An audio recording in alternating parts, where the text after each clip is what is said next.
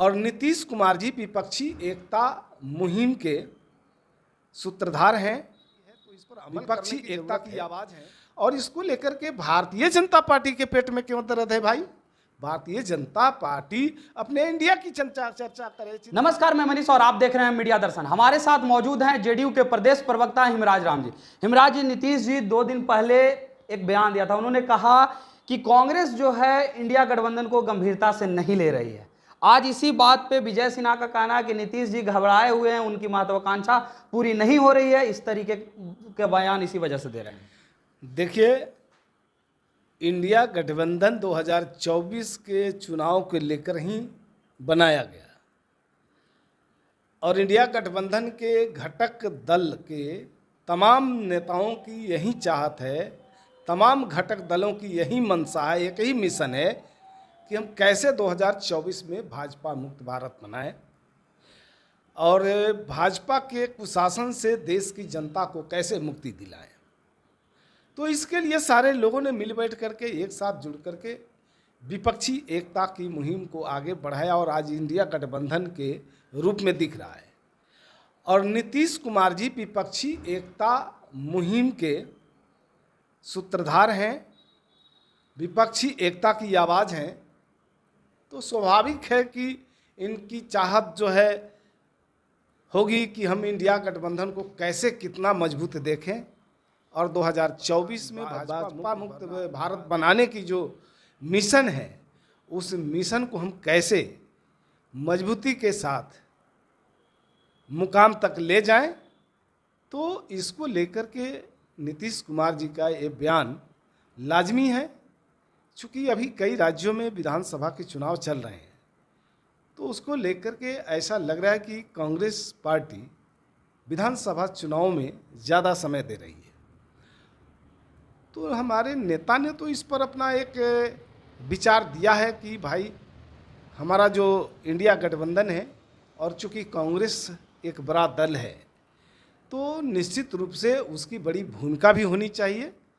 तो निश्चित रूप से नीतीश कुमार जी ने बात कही है तो इस पर अमल करने की ज़रूरत है। और इसको लेकर के भारतीय जनता पार्टी के पेट में क्यों दर्द है भाई? भारतीय जनता पार्टी अपने इंडिया की चर्चा करे, चिंता करे और हम कैसे हैं, हम कितना मजबूती से आगे बढ़ रहे हैं, वो हमारा विषय है, हमारे चिंतन का विषय है। भाजपा तो ये कह रही है कि आप लोग रोजगार के नाम पे युवाओं को छला है। अगर बात की जाए तो आपने कहा कि 1,70,000 बहाली, जो कि इतिहास में ऐसा नहीं हुआ किसी राज्य के द्वारा। और आज अगर स्थिति देखा जाए तो 42,000 आपने नियोजित शिक्षकों को ही नौकरी दे दी है। क्या कहेंगे आप? देखिए, भारतीय जनता पार्टी जिसको लोग कहते हैं कि बड़का झूठा पार्टी, जिसका काम है, फितरत है, झूठे प्रचार प्रसार और जुमलों के सहारे चुनाव में बैतरनी पार करना है। और मौका तो भारतीय जनता पार्टी को भी मिला था। केंद्र में 2 टर्म सरकार में रही भाजपा ने भी तो रोजगार के मुद्दों पर देश के बेरोजगारों से वादा किया था कि हम हर साल 2 करोड़ लोगों को नौकरी देंगे। 10 साल बीतने जा रहा है, 20 करोड़ लोगों को नौकरियां मिलनी चाहिए थी, लेकिन ये लोग तो नौकरियां दी नहीं बेरोजगारों को। अब देश की जनता सवाल पूछ रही है कि क्या हुआ मेरे साथ किए गए वादों का, क्या हुआ 2 करोड़ हर साल रोजगार देने के वादों का? तो भारतीय जनता पार्टी के पास इसका कोई जवाब है नहीं। तो वो चाहती है कि जो भी मुद्दे हैं, जो भी उनके द्वारा किए गए वादे हैं, जनता का ध्यान उस तरफ से हटे। जनता का ध्यान भटकाने के लिए ही ये उल्टे जो है आरोप लगा रहे हैं। जबकि बिहार में जिस पैमाने पर जितने बड़े संख्या में जो है बहालियां हुई है, शिक्षकों को नियुक्ति पत्र दिया गया है, उसमें तो पूरे देश में, हम भाजपा शासित राज्यों की बात क्या करें, पूरे देश में ये पहला ऐसा राज्य है जिसमें इतने बड़े पैमाने पर लोगों को नौकरियां दी जा रही है और अभी भी जारी है। 2 तारीख को 1,20,000 लोगों को मिला नौकरी और फिर अभी 1,10,000 के करीब में और जो है शिक्षकों की नियुक्तियां होनी है, प्रक्रियाधीन है। कई विभागों में भारी पैमाने पर बहालियां हो रही है। 10 लाख लोगों को सरकार ने वादा किया, राज्य की सरकार ने हमारी, कि हम 10 लाख लोगों को नौकरी देंगे और 10 लाख लोगों को रोजगार देंगे।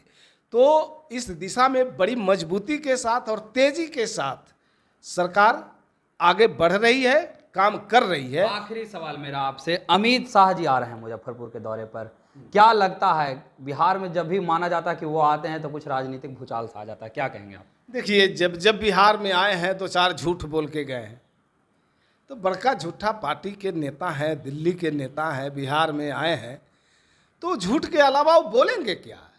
अभी तो एक बयान किसी ने आज बताया उनका कि बोले कि हम जातीय गणना के विरोधी नहीं हैं। तो जब जातीय गणना के आप विरोधी नहीं हैं तो पहले तो आप सदन में सर्वसम्मति से जो निर्णय लिए जा रहे थे उसमें आप भी शामिल थे, आपकी पार्टी शामिल थी, लेकिन सड़क पर आपकी पार्टी ने विरोध किया था और हाई कोर्ट में भी विरोध किया था, सुप्रीम कोर्ट में भी विरोध किया था।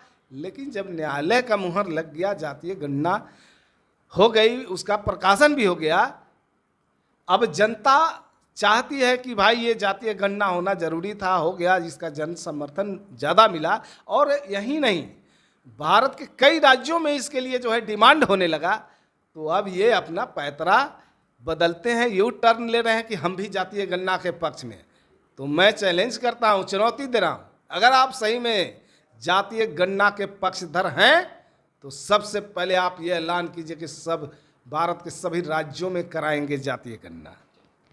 तो ये थे हमारे साथ जेडीयू के प्रवक्ता हिमराज राम, जिन्होंने सीधे तौर पे ये कहा कि नीतीश कुमार ने जो कहा था वो किया।